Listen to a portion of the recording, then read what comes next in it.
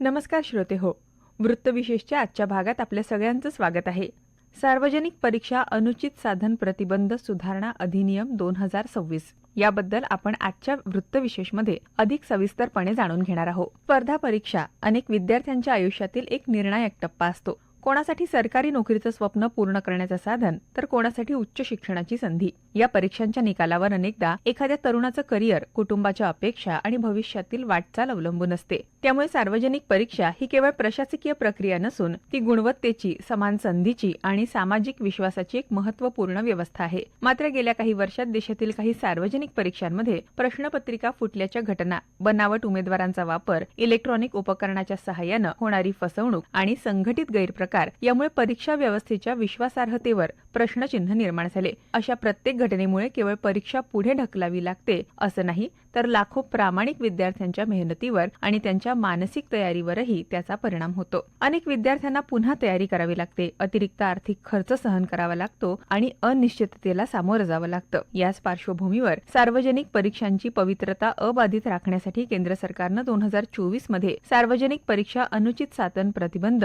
अधिनियम लागू केला होता. अलीकडेच काही पेपरफुटीच्या घटनांमुळे विद्यार्थी आंदोलनानं या कायद्याला कठोर स्वरूप प्राप्त झालं. संसदेनं दोन्ही सभागृहात प्रदीर्घ चर्चेनंतर या संदर्भातील सार्वजनिक परीक्षा अनुचित साधन प्रतिबंध दुरुस्ती विधेयक 2026 संमत केलं. राष्ट्रपती द्रौपदी मुर्मू यांनी या विधेयकाला मंजुरी दिल्यामुळे आता याला कायद्याचं स्वरूप प्राप्त झालंय. लोकपरीक्षांमधील गैरप्रकारांना आळा घालण्यासाठी कठोर शिक्षेची तरतूद आणि जलदगती न्यायालयांची स्थापना करण्याचा या कायद्याचा उद्देश आहे. विद्यार्थ्यांच्या भविष्याचं संरक्षण करत परीक्षा व्यवस्थेत पारदर्शकता, निष्पक्षपात आणि प्रामाणिकपणा अधिक बळकट करण्यासाठी हा कायदा महत्त्वाचा मानला जातोय. या कायद्यानुसार दोषी आढळणाऱ्यांना कमाल 10 वर्षांपर्यंतचा कारावास, 10 कोटी रुपयांपर्यंतचा दंड आणि दोषींची मालमत्ता जप्त करण्याची देखील तरतूद आहे. प्रकरणांचा जलद निपटारा सुनिश्चित करण्यासाठी प्रत्येक राज्य सरकार आणि केंद्रशासित प्रदेश प्रशासनाला या कायद्यानुसार विशेष जलदगती न्यायालय स्थापन करणं बंधनकारक करण्यात आलंय. तसंच गुन्ह्याची नोंद झाल्यापासून 2 महिन्याच्या आत पोलिसांनी तपास पूर्ण करणं आणि आरोपपत्र दाखल झाल्यानंतर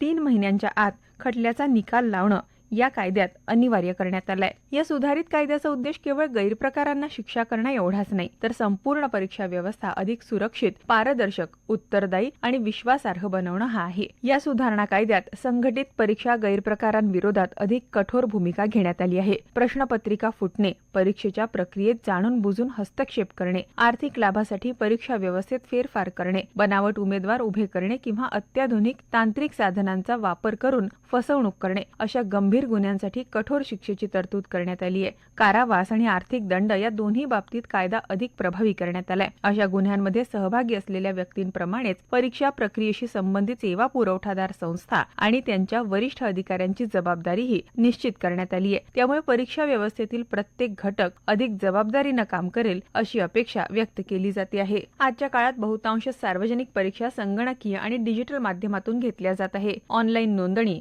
संगणक आधारित परीक्षा, डिजिटल प्रश्नपत्रिका आणि माहितीचे इलेक्ट्रॉनिक व्यवस्थापन यामुळे परीक्षा प्रक्रिया अधिक आधुनिक झाली आहे. परंतु तंत्रज्ञानाचा वापर वाढला तसा सायबर गुन्ह्यांचा धोकाही वाढलाय. त्यामुळे या सुधारणा कायद्यात तांत्रिक सुरक्षेलाही विशेष महत्त्व देण्यात आलंय. डिजिटल प्रणालीतील हस्तक्षेप, माहितीची चोरी किंवा तांत्रिक माध्यमातून होणाऱ्या गैरप्रकारांना प्रतिबंध घालण्यासाठी आवश्यक कायदेशीर तरतुदी अधिक सक्षम करण्यात आल्या आहे.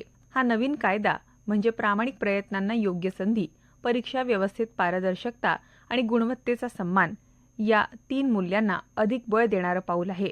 हा कार्यक्रम आकाशवाणीच्या वृत्त विभागाची निर्मिती होता. नमस्कार.